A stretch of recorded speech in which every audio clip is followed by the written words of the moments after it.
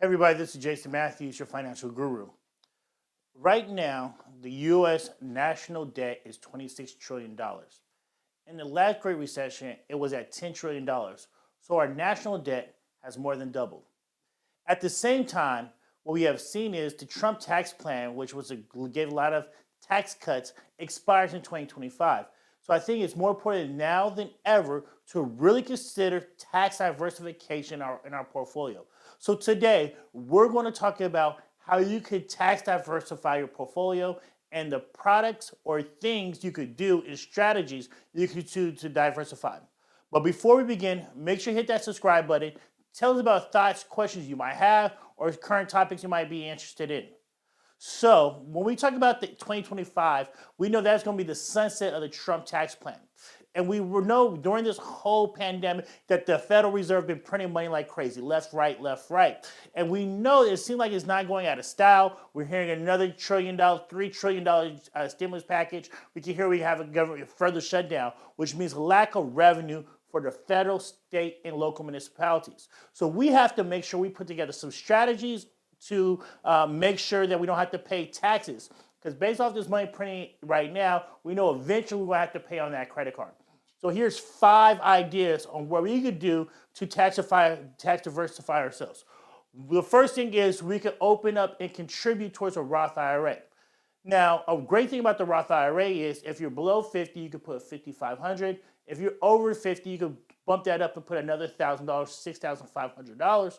But you do have an income limit, which is about 118 for a single individual, and about 170, 180. So if you can, think about doing a Roth IRA.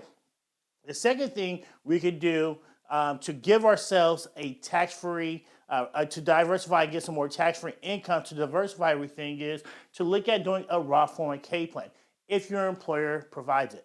Now, each one of these things we're talking about is all going to give you tax-free benefits, but they might have income limits, contribution limits, so you want to dig a little bit deeper. But the good thing is we can look at doing a Roth 401k plan if your company does offer it.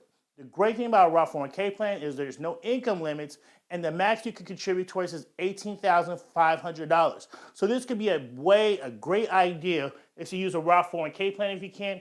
There's also extra benefits from it, such as you could borrow up to $100,000 this year due to the CARES Act for this type of plan. The third thing is cash value life insurance. If you're healthy and you're young, which means 55 and below, this might be an ideal strategy for you, where you overfund a life insurance policy, which means I get the smallest benefit as possible and I put as much cash inside of that policy. What that will allow you to do is allow your money to grow tax deferred and you can pull it out tax free. Now, there's no income or contribution limits. It's all about how much you want to contribute and your health going towards it. But remember, there are what they call cost of insurance free things. But the good thing is you can take out the contributions and take out a loan and it can be tax free for you. The fourth thing is a 529 plan. This is an excellent vehicle if you have kids and you're saving for them for college. You could put that money into it, it will grow tax deferred just like the rest of these products, and you can pull it out tax free if it's for higher education. Now, a lot of people always are curious is why my kids don't use the funds for college. The one thing you can do is roll it over to somebody else who might go to college as well. If not, it will be considered a retirement plan, and then you're going to have to pay taxes on that money if not. The fifth plan, health savings account. Now, the good thing about health savings account is you put $2,750 into the account, the money grows, and anytime you use those medical expenses, that money gets pulled out tax-free. But a lot of people ask, Jason, I had this call yesterday, Jason, what happens if I don't use that money this year? Great question.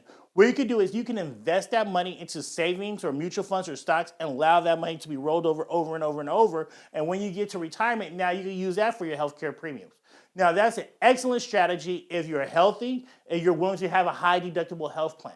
Now, if you don't have a high deductible plan, the health savings account you cannot use. Now, here's a bonus one for you guys, and that's not on the board.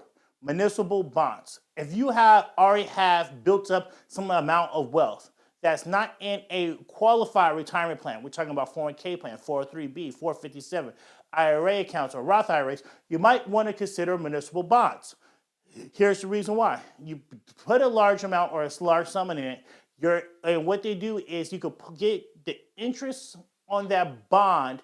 It's all going to be tax free for you.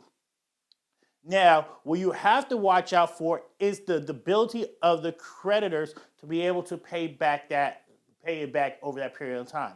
Usually when we look at municipal bonds, we're looking at more of a 5 years to 30 years. And the longer of a bond you have, the higher the interest rate is going to pay.